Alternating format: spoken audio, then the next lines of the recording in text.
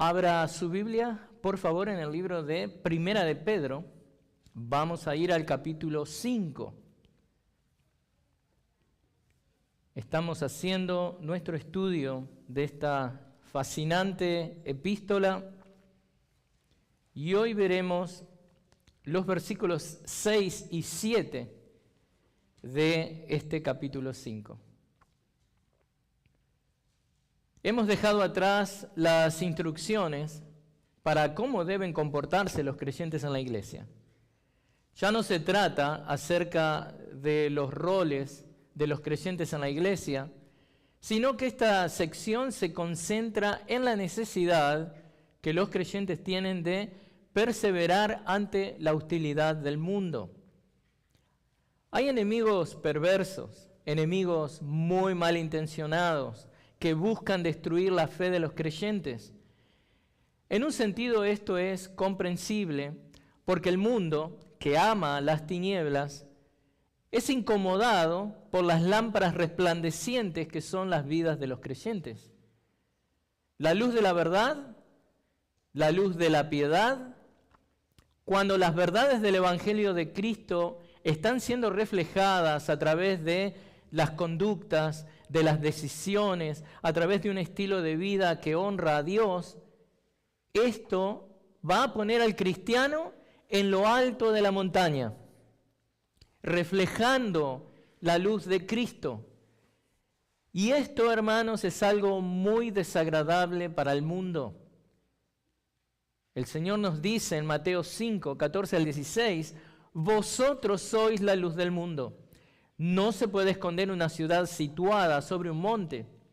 Tampoco se enciende una lámpara y se pone debajo de un almud, sino sobre el candelero, y alumbra a todos los que están en la casa. De igual manera, alumbre vuestra luz delante de los hombres, para que vean vuestras buenas obras y glorifiquen a vuestro Padre que está en los cielos. Al mundo no le gusta cuando eso está pasando, pero es imposible para el cristiano verdadero no incomodar al mundo que lo rodea. El mundo está en tinieblas y Dios es luz, y esa luz es reflejada en cada uno de sus hijos. Hijos que iluminan y dejan en evidencia el pecado que hay en el mundo. Esto trae el instinto natural del pecador ¿de qué? Querer apagar la luz. Esta luz viene en la forma de vidas santas y piadosas. Entonces el mundo ¿qué hace para querer apagarlas? Trata de destruir esas vidas. La luz viene a través de las palabras de verdad que el creyente comparte y que testifica acerca de las verdades del Evangelio de Cristo. Entonces, ¿qué es lo que hace el mundo? El mundo muchas veces trata de acallar esas voces. Por eso Pedro insta a estos creyentes dispersos en Asia Menor a que perseveren en medio de tanta hostilidad. Es un mundo hostil. Y esto que les dice viene después de haberlos alentado con que Dios resiste a los soberbios, pero da gracia a los humildes, en el versículo 5:5. En un sentido, hermanos, los dos versículos que veremos hoy son como una exposición lógica de ese versículo anterior. Por eso el mensaje de hoy se llama humillándonos bajo la poderosa mano de Dios. Y veremos dos puntos. El primer punto es bajo su mano, bajo su mano. Y el segundo punto es sobre su mano. Comencemos con el primer punto. Lo encontramos en el versículo 6. Cuando comenzamos el primer punto, vemos que recibimos la orden. Hay una orden que estamos recibiendo, hay un mandato. Entonces veamos el mandato que les entrega Pedro en este punto. Humíllense, pues, bajo la poderosa mano de Dios, para que Él los exalte a su debido tiempo. Al leer esto, lo primero con que nos encontramos es con ese verbo que domina toda la acción de esa sección. ¿Cuál es el verbo? Humíllense o déjense humillar, porque, fíjense, es un verbo pasivo, es algo que es hecho a nosotros, pero a su vez es lo que se llama un verbo aoristo imperativo. Hay una orden que indica la obligación de que debemos ponerle atención inmediatamente a lo que Pedro está diciendo. Así que pongamos atención inmediatamente. En otras palabras, Pedro está ordenándole a los cristianos que acepten ser humillados, que acepten su humillación. Hermanos, entiendan que esto es totalmente distinto a que se resignen pasivamente. Esto tampoco se refiere a una humillación forzada. Esto implica aceptar voluntariamente las circunstancias humillantes que estaban enfrentando. ¿Y por qué los anima a que hagan esto? Porque esas circunstancias son traídas y permitidas por Dios, quien es quien soberana y providencialmente y en su voluntad divina permite que esas circunstancias adversas rodeen a los creyentes. Pedro ya les había ordenado esto en el 4:12 de Primera de Pedro, cuando leemos: amados, no se sorprendan del fuego de prueba que en medio de ustedes ha venido para probarlos, como si alguna cosa extraña les estuviera aconteciendo. Y ahora deben entender que este fuego de prueba provenía de la poderosa mano de Dios. Y usted, ahí donde está sentado, cualquier tipo de prueba que está pasando proviene de la poderosa mano de Dios. Ahora, este es un concepto que desafía a muchos cristianos. Cristianos que se olvidan de las palabras de Job. Job en el Job 2:10 dice: aceptaremos el bien de Dios, pero no aceptaremos el mal. Hermanos, la confianza verdadera es demostrada cuando no entendemos algo, pero confiamos en aquel que está tratando de ayudarnos, en este caso, más allá de no entender las circunstancias adversas que pasamos, confiamos en Dios, en que Él está haciendo algo con eso. El Antiguo Testamento nos presenta una de las ocasiones más impresionantes de cómo debemos confiar en Dios en medio de esas circunstancias totalmente inexplicables para nosotros. Ese es el caso de cuando Dios prueba a Abraham, pidiéndole que sacrifique a su hijo. Pero vemos la profunda confianza de Abraham en Dios. Vemos la sujeción total a la voluntad divina. La confianza de Abraham en Dios fue puesta a prueba, hermanos. Y esto no fue algo fácil para él. La escena está en Génesis 22. Dice, versículo 1, aconteció que después de estas cosas, Dios probó a Abraham y le dijo: Abraham. Y él le respondió: aquí estoy. Y Dios dijo: toma a tu hijo, toma ahora a tu hijo, tu único, a quien amas, a Isaac, y ve a la tierra de Moriah y ofrécelo allí en holocausto sobre uno de los montes que yo te diré. ¿Qué hizo Abraham? Abraham obedeció sin dudar, porque confiaba en Dios. Él mostró una obediencia inmediata. Abraham también confiaba en que Dios proveería un sacrificio. Pero algo que quedó muy claro es que Abraham confiaba en las promesas que Dios le había hecho, de que tendría una numerosa descendencia a través de Isaac. Por lo tanto, ¿cómo es eso que ahora moriría? Y si moriría, él creía que él sería, Isaac, su hijo, sería resucitado, porque él confiaba en las palabras de Dios, porque Dios iba a cumplir su promesa. El autor de Hebreos, el libro de Hebreos, nos confirma esto, cuando escribe: por la fe Abraham, cuando fue probado, ofreció a Isaac, y el que había recibido las promesas ofrecía a su único hijo. El 11:17. Versículo 18 dice: fue a él a quien se le dijo: en Isaac te será llamada descendencia.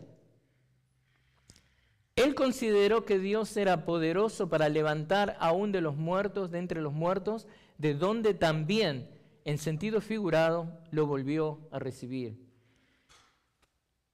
Abraham confiaba en Dios. ¿Entendía lo que estaba pasando? En el momento no necesitaba entender, necesitaba confiar en Dios. Pero pensemos también la confianza y sumisión voluntaria que Isaac, el hijo, tuvo con su padre. Imaginen la escena. Cuando Isaac caminaba subiendo a la montaña con su padre, tiempo pasaba, conversaciones seguramente se daban, pero él confiaba en lo que el padre estaba haciendo. Cuando Isaac era depositado sobre el lugar designado para el holocausto, cuando él era atado, él no había perdido la confianza en su padre. Cuando el cuchillo en la mano de Abraham resplandecía desde las alturas, amenazando bajar raudamente para quitarle la vida, aún así, Isaac, que está viendo eso, confiaba en el juicio de su padre.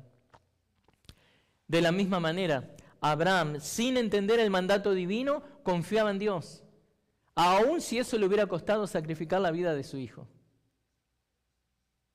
El punto que estoy haciendo, hermanos, es que en todo tiempo los creyentes, a aquellos que le creen a Dios, no a las circunstancias, deben creerle a Dios en toda circunstancia. Más allá de si le encontramos explicación a lo que nos está sucediendo, o por ahí no le encontramos explicación. Pero no estamos llamados a entender en ese momento, estamos llamados a obedecer. Entonces, con eso en el trasfondo, volvamos a nuestro pasaje en Primera de Pedro.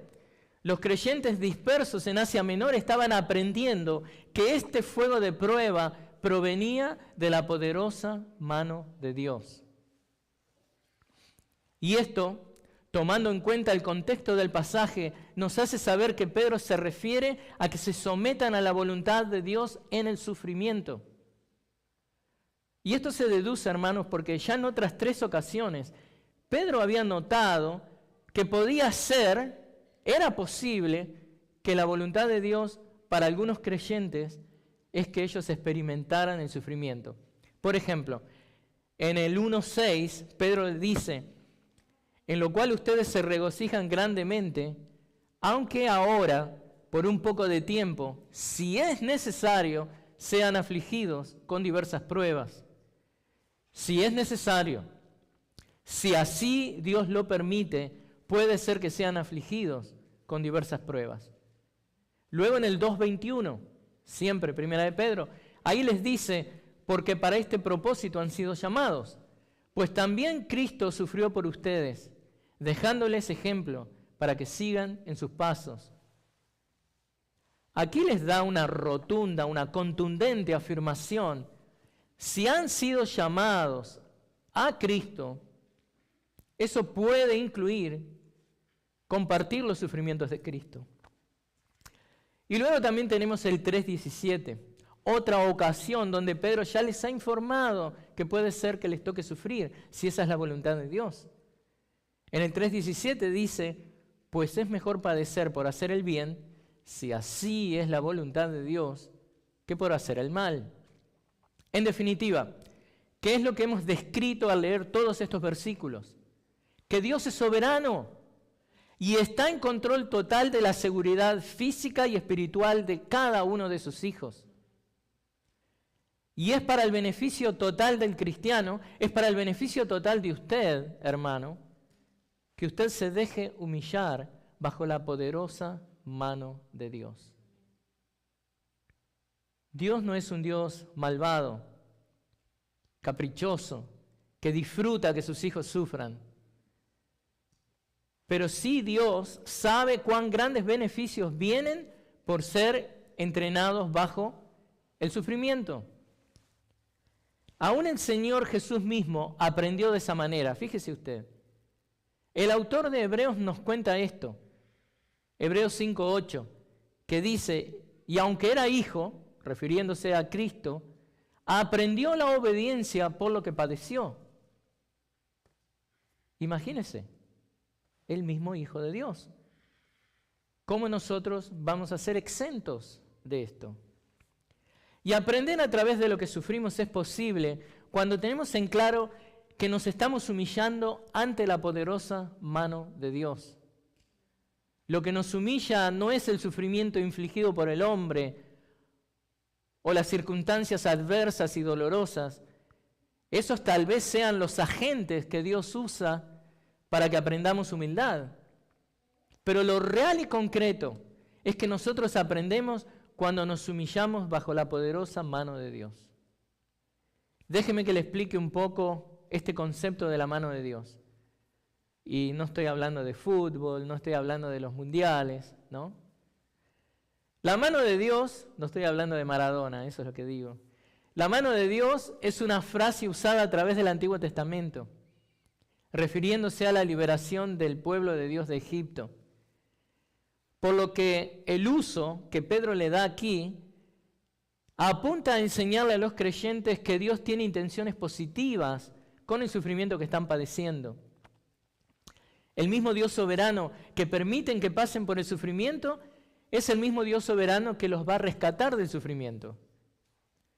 Y cuando los creyentes captan la realidad de este concepto, es cuando entienden que aceptar el sufrimiento temporario no los va a condenar a vivir una vida de miseria, de desesperación, sino que contrariamente van a vivir una vida esperanzada en que de que esos sufrimientos son pasajeros, de que los van a soportar con esperanza y con la convicción de que Dios es soberano, Dios tiene control absoluto y total sobre esas circunstancias. Y que Dios es un Dios libertador de su pueblo. Y debido a eso, los rescatará a su debido tiempo. Dios nos va a rescatar a su debido tiempo. Los cristianos estamos llamados, hermanos, a aprender este principio bíblico de que Dios no nos permitirá ser tentados más allá de lo que podemos resistir. Como nos dice Pablo en 1 Corintios 10:13. No os ha sobrevenido ninguna tentación que no sea humana, pero fiel es Dios, que no permitirá que vosotros seáis tentados más allá de lo que podéis resistir, sino que, junto con la tentación, proveerá también la salida para que podáis soportarla. O sea, es muy importante que aprendamos ese concepto. Entonces, antes de irnos de este concepto de la mano de Dios, que es lo que estoy mostrándoles, porque Pedro nos dice acá, humíllense pues bajo la poderosa mano de Dios, necesitamos saber a qué se refiere. Pero esto me recuerda a un estudio que hice del libro de Esdras, y le quiero compartir, tiene que ver con esto, donde este concepto de la poderosa mano de Dios aparecía en 3 versículos claves.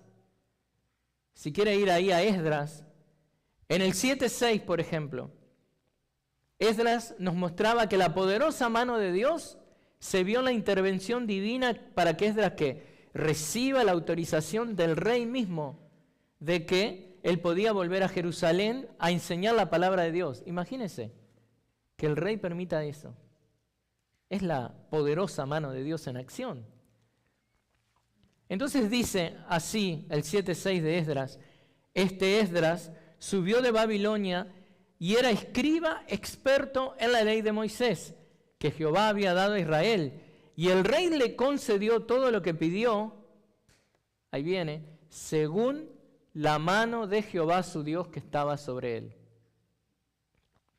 Luego en el 7:9 de Esdras dice, porque el primer día del primer mes comenzó a subir de Babilonia, y el primer día del 5.º mes llegó a Jerusalén, según la buena mano de su Dios sobre él. Permiso del rey, por la mano poderosa de Dios. Protección, por la mano poderosa de Dios. La mano de Dios es la que provee la protección y la guía de Dios en el peligroso viaje de Esdras. Miren esto, el viaje de Esdras, con parte del pueblo de Israel. Él y parte de este pueblo viajaron desde Babilonia, lo que hoy es Bagdad o Irak, hasta Jerusalén. Hermanos, son 1.600 kilómetros. No van en avión, no van en un confortable, digamos, coach o bus. Estas 1.000 millas son un viaje que está atestado de riesgos, asaltos, bandidos. ¿Y sabe qué? Esdras iba sin protección militar.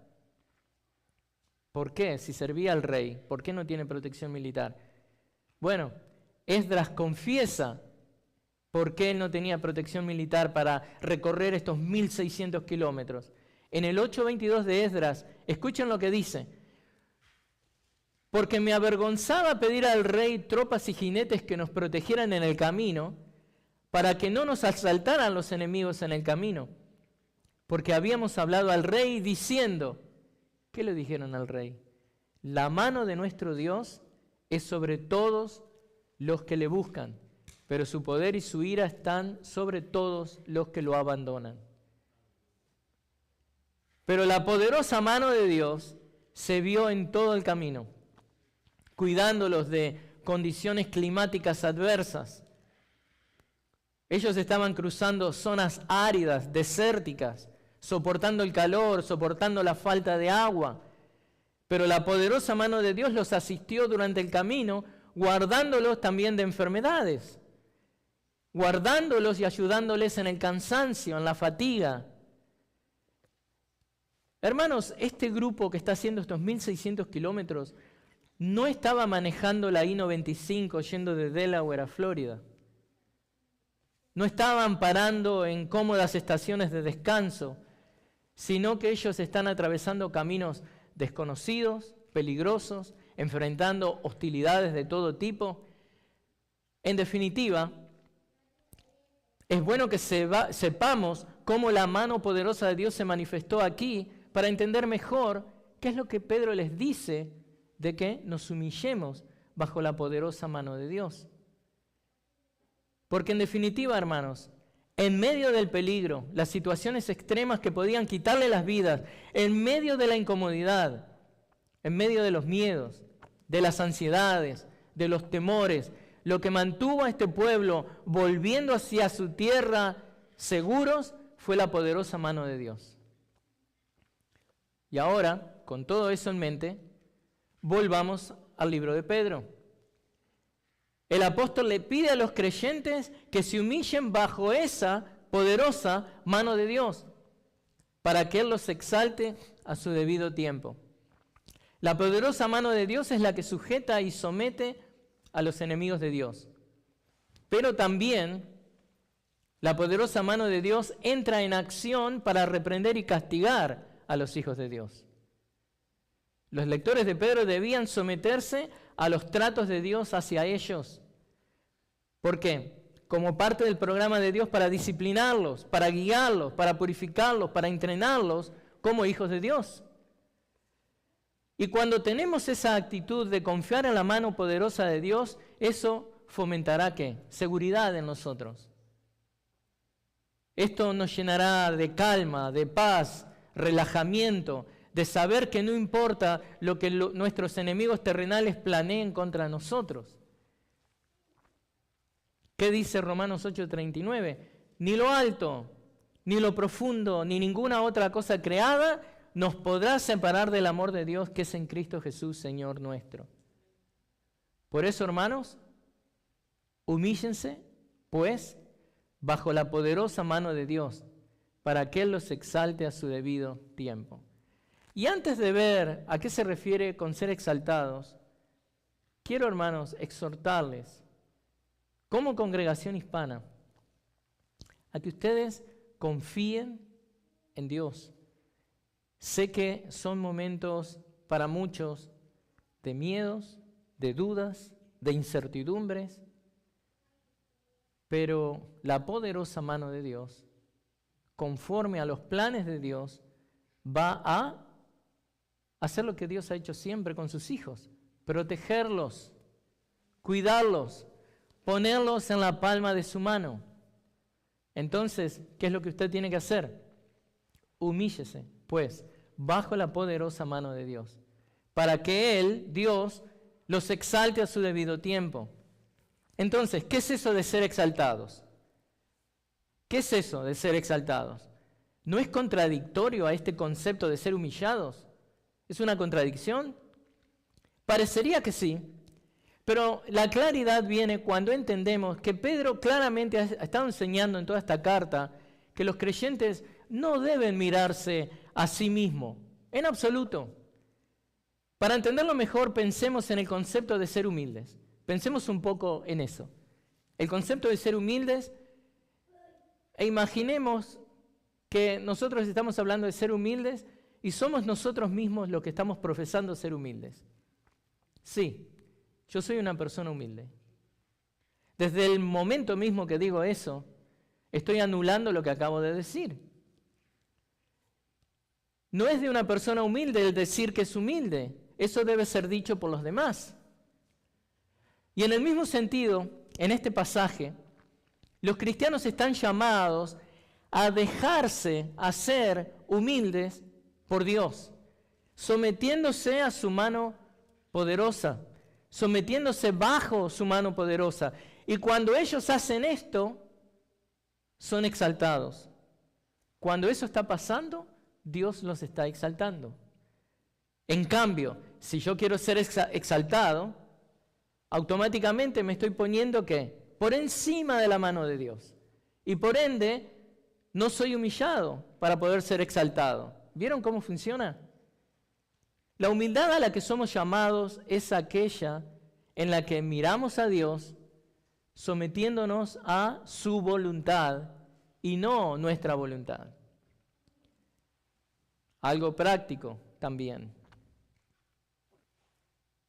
Si usted no se somete a la voluntad de Dios, si usted no está bajo la poderosa mano de Dios, porque usted quiere hacer lo que quiere, ¿qué es lo que está pasando? Usted está desprotegido. Usted está por las suyas, desprotegido. Usted, en vez de estar sometido debajo de la mano de Dios, usted saltó y dice, no, esto no es para mí.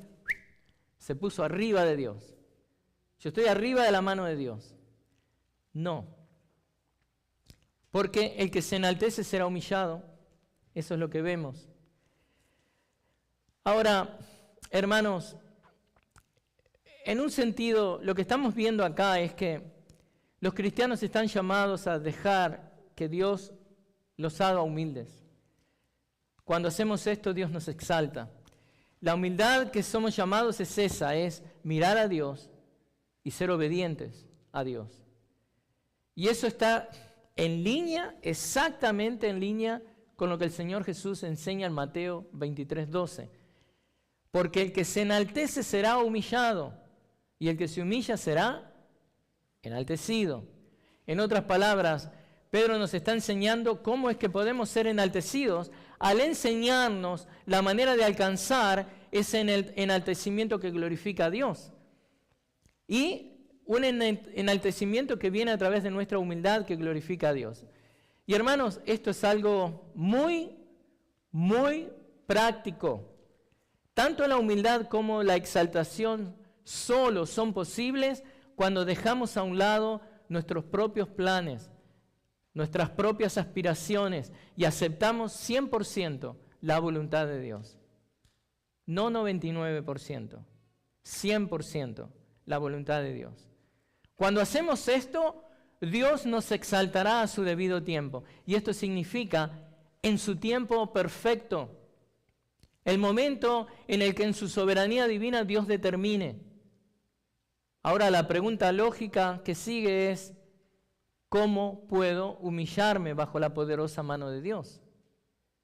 Y Pedro nos brinda la respuesta en el versículo 5-7. Y ese es nuestro segundo punto. Vimos bajo la mano de Dios, ahora vamos a ver, hay algo que está sobre la mano de Dios.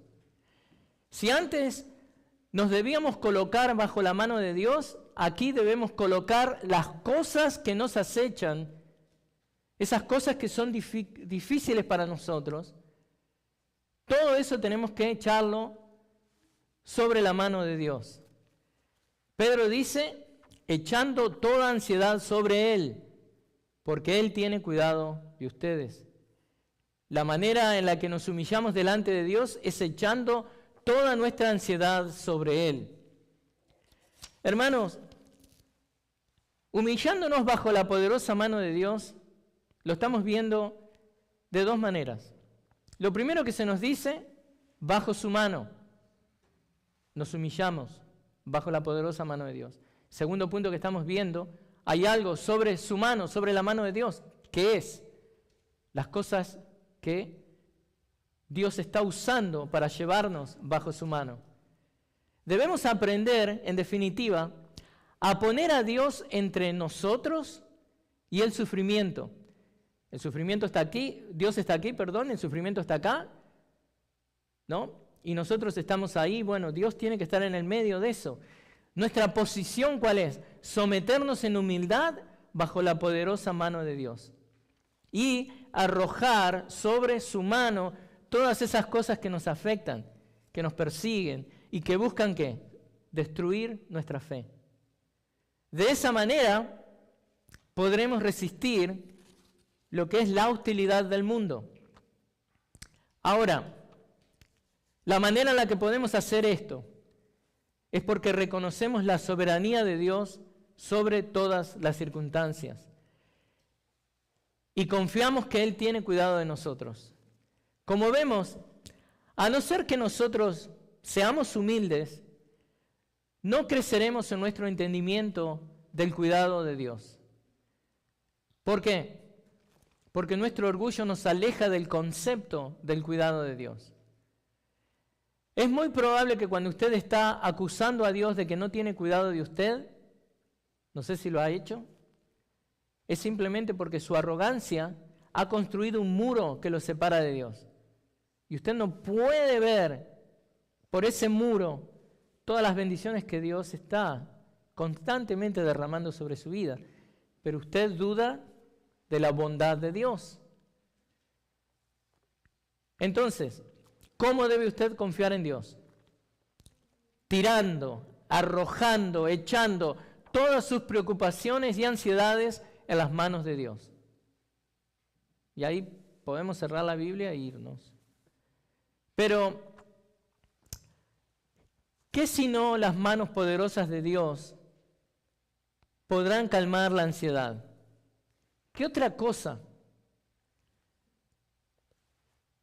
No hay otra cosa que pueda calmar la ansiedad que echar todo lo que nos pone ansiosos sobre las manos de Dios.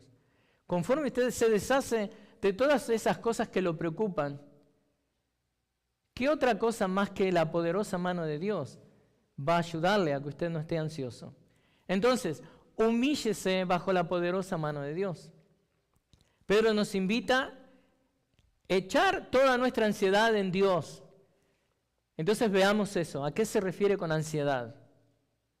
¿A qué se refiere Pedro con ansiedad? Se refiere a esto, mire. Todas esas cosas, todos esos cuidados y preocupaciones que podemos tener simplemente porque estamos vivos. Cosas normales, pero absolutamente todas las cosas. Hay cosas que no son pecaminosas, pero usted tiene que echar todas esas cosas, preocupaciones, cosas que demandan su cuidado, tiene que echar eso sobre la poderosa mano de Dios. Aún preocupaciones de cosas que vienen del pasado. Preste atención a esto. Preocupaciones de cosas que vienen del pasado tienen que haber sido echadas sobre la mano de Dios. Preocupaciones de cosas que nos acechan en el presente tienen que ser echadas en las poderosas manos de Dios. Preocupaciones de las cosas que parecen acecharnos en el futuro, que están esperando agazapadas para destruirnos. Eso también tiene que ser esa ansiedad echada en las manos de Dios. Hermanos, esto incluye todas esas cosas inciertas del futuro que debemos poner en las poderosas manos de Dios. Imagínense en el siglo I, donde estaban estas congregaciones dispersas, era una sociedad politeísta hostil. Creían en muchos dioses y ellos eran hostil a un cristianismo que creía en un solo Dios. Entonces, esa sociedad del primer siglo en Asia Menor era muy hostil contra el cristiano. Muchas ansiedades eran creadas debido a la declaración exclusivista del Evangelio de Cristo. Los cristianos habían perdido su estatus social, habían perdido amigos, habían perdido posición en sus familias, habían perdido herencias. Esto no era fácil. Muchos cristianos habían perdido su sustento económico y muchos habían arriesgado y habían perdido también sus vidas. Ese era el momento ideal para echar todas estas ansiedades en Dios. ¿Dónde está usted en estos momentos? ¿Está ansioso por algo? ¿Qué es lo que le quita el sueño a la noche? ¿Qué es aquello que está interfiriendo entre usted y Dios? ¿Está verdaderamente usted humillándose bajo la poderosa mano de Dios, dejando que Dios actúe? ¿O usted está diciendo, no, yo tengo que hacer algo? Humíllese bajo la poderosa mano de Dios. El problema, hermanos, es que a veces permitimos que las preocupaciones nos distraigan, quitando nuestra mira de Dios y poniendo nuestra atención no en la poderosa mano de Dios que nos rescata de toda situación, sino que ponemos la atención en la mano negra que nos provoca miedo y preocupación. Pero para contrarrestar eso, necesitamos extender el verbo que Pedro usa, o entenderlo, perdón. ¿Qué es este verbo que Pedro está usando para exhortarnos a echar toda nuestra ansiedad en Dios? Bueno, miren, echar, este es un verbo griego que comunica que es un acto que decisivo, un acto enérgico. ¿Entiende la diferencia a decir, bueno, sí, voy a orar, sé que tengo que orar por esto? No, tiene que ser un acto decisivo, un acto enérgico. Usted tiene que identificar eso que lo pone mal y que le da ansiedad y enérgicamente ponerlo, echarlo a las manos de Dios. No es algo que se hace a medias, es algo decisivo, enérgico. Ahora, ¿cómo logramos actuar decisiva y enérgicamente para arrojar o echar nuestra ansiedad en Dios? Es muy simple, hermanos. Mirando a Dios. Mirando a Dios. Mirando a Dios en sus oraciones, mirando a Dios a través de la palabra, mirando a Dios a través de ser obediente a la asistencia de venir a la casa de Dios, de recibir aliento de otros hermanos. Sí, pero usted no sabe mi situación. Es muy difícil porque tengo que trabajar todos los domingos. Bueno, Dios va a ser fiel conforme usted es fiel. Y Dios le va a ayudar, le va a bendecir ¿a qué? A que si usted es fiel estando en la casa de Dios cada domingo, Dios le va a dar todo lo que usted necesite para vivir.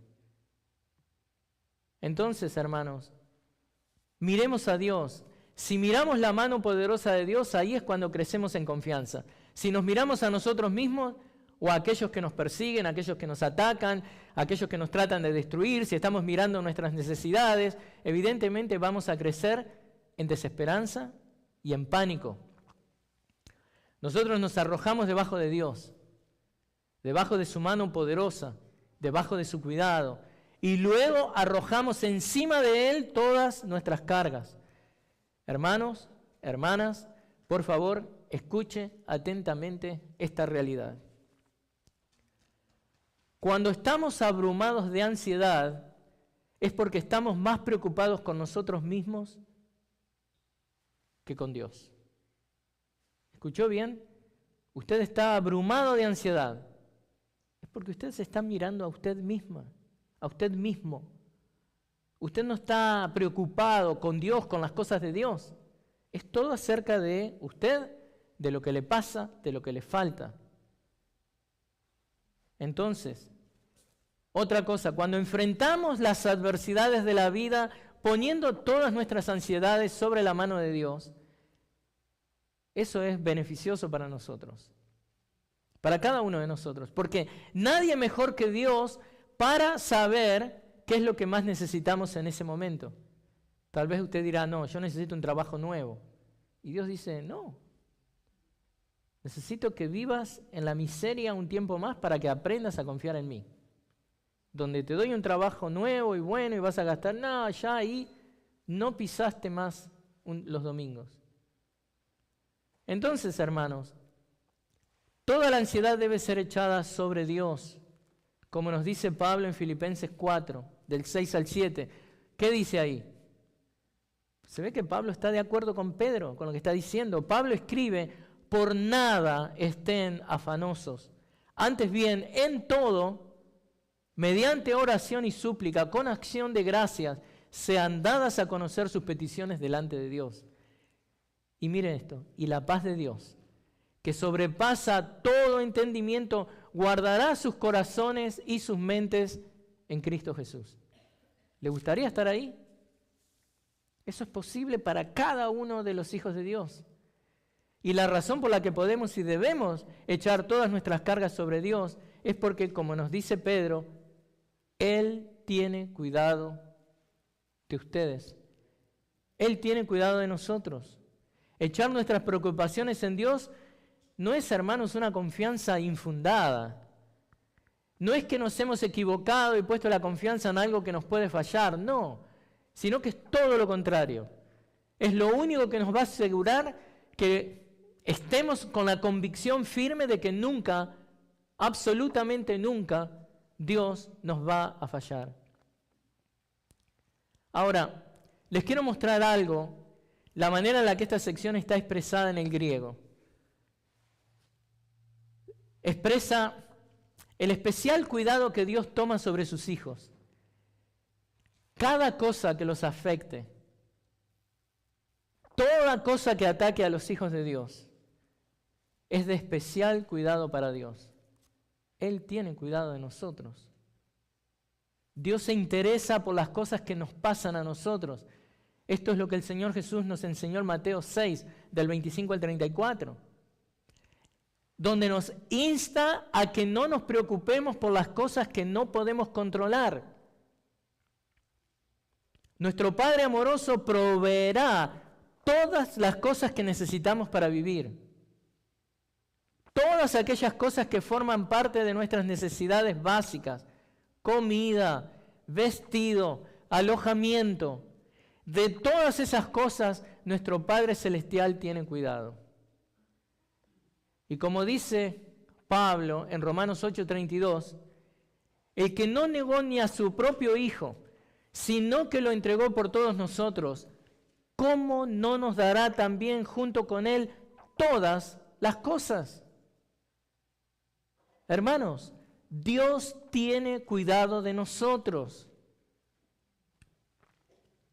Y esto es algo particular del cristianismo, que contrariamente a muchas religiones falsas, donde el Dios de ellos está ajeno, donde el Dios de ellos está distante, está desinteresado de las necesidades de sus oradores, en cambio el Dios verdadero, el Dios de la Biblia, es un Dios completamente involucrado en la vida de sus hijos. Dios tiene cuidado de sus hijos. En el caso de los lectores de Pedro, ellos debían echar las ansiedades de las persecuciones que ellos estaban sufriendo. Y no solamente eso, debían liberarse de las preocupaciones de futuras persecuciones. ¿No le ha pasado a usted algo parecido? Por ejemplo, con el tema de las enfermedades o el tema de COVID, que todavía tiene un sabor amargo acerca de lo que pasó, pero y por ahí tiene temores. ¿Qué pasa si algo vuelve a pasar? No. No tiene que pensar así. Ahora, ¿no se le pasa por la cabeza que por ahí la próxima ronda va a ser peor? El COVID o a veces lo que estamos pasando ahora en estos momentos, ¿no? Viene la mano dura. Confíe en Dios. Confíe en Dios. Bueno, debemos confiar en Dios por las cosas del pasado que Él perdonó, por las cosas del presente que nos aquejan y por las cosas del futuro. Bástate a cada día su propio afán. Pero hermanos, el mandamiento pedrino es que echemos toda nuestra ansiedad en Cristo, porque Él tiene cuidado de nosotros. Entonces, ¿qué es lo que aprendimos hoy? ¿Cuál es la aplicación práctica de esto? Aprendimos que el ser humillados y no resistirnos a humillarnos nos hace humildes. Y la humildad incentiva nuestra confianza en Dios. ¿Quiere confiar en Dios? Sea humilde. Si somos orgullosos, confiamos en nosotros mismos. Si somos humildes, confiamos en Dios. Debemos confiar en el mandamiento de Dios y así aprender a confiar en el Dios que dio los mandamientos. Los dos versículos que acabamos de estudiar tratan con la persecución, con el sufrimiento, y cuál debe ser la respuesta cristiana apropiada a esos dos. Usted, como creyente, debe humillarse a sí mismo delante de Dios. ¿Cómo debe hacerlo? Sometiéndose a la voluntad divina, aun cuando esto implica abrazar el sufrimiento. Usted debe confiar en Dios, echando toda la ansiedad que el sufrimiento y las pruebas le van a crear, confiando y esperando que Dios traiga justicia a su debido tiempo. Y conforme usted se somete a la voluntad de Dios, conforme usted soporta el sufrimiento por causa de Cristo, sea abrazado por las verdades eternas que vimos hoy, que Dios tiene cuidado de usted, que Dios le ama. Ese es el deseo de Dios para usted hoy, que usted aprenda eso. Él tiene cuidado de cada uno de nosotros. Oremos. Padre, te damos gracias por tu palabra, por haber podido, Señor, abrir tu palabra y aprender de ella, ser recordados de que tú, Señor, tienes cuidado de nosotros. Gracias, Padre del cielo. Te damos en el nombre de Cristo las gracias y conforme venimos a tu mesa ahora, queremos, Señor, agradecerte y bendecir tu nombre. Oramos en el nombre de Cristo. Amén.